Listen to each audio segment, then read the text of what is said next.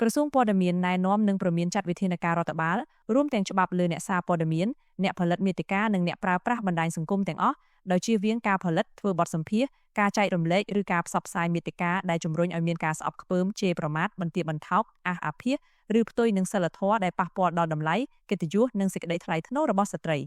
យោងតាមសេចក្តីណែនាំរបស់ក្រសួងព័ត៌មានចុះថ្ងៃទី15ខែសីហាឆ្នាំ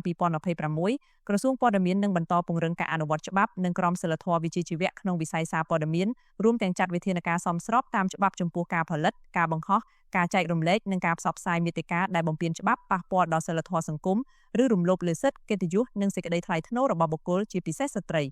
ក្រសួងព័ត៌មានបន្ថែមថាអង្គភាពសារព័ត៌មានអ្នកបង្កើតមាតិកានិងអ្នកមានឥទ្ធិពលលើបណ្ដាញសង្គមព្រមទាំងអ្នកប្រើប្រាស់បណ្ដាញសង្គមទាំងអស់ត្រូវប្រកាន់ភ្ជាប់នូវច្បាប់ក្រមសីលធម៌និងវិជ្ជាជីវៈនិងការទទួលខុសត្រូវចំពោះមុខច្បាប់លើមាតិកាដែលបានផលិតឬផ្សព្វផ្សាយដែលប៉ះពាល់សេចក្តីថ្លៃថ្នូររបស់អ្នកដទៃ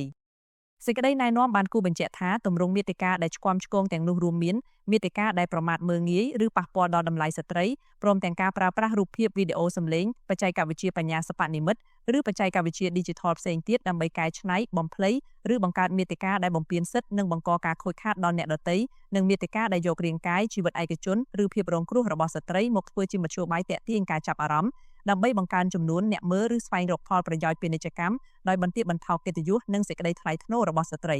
ជុំវិញករណីនេះក្រសួងព័ត៌មាននឹងចាត់វិធានការរដ្ឋបាលនិងច្បាប់ដោយផ្អែកលើទំហំនិងភាពធ្ងន់ធ្ងរនៃអំពើតាមរយៈការព្រមានការអប់រំការកែតម្រូវឬដកចេញនិងការពិនិត្យឡើងវិញនៅអនុលោមភាពនៃអាជ្ញាប័ណ្ណដែលចេញដោយក្រសួងព័ត៌មាននិងករណីមានសញ្ញានៃបទល្មើសក្រសួងនឹងសហការជាមួយស្ថាប័នពាក់ព័ន្ធដើម្បីចាត់វិធានការតាមច្បាប់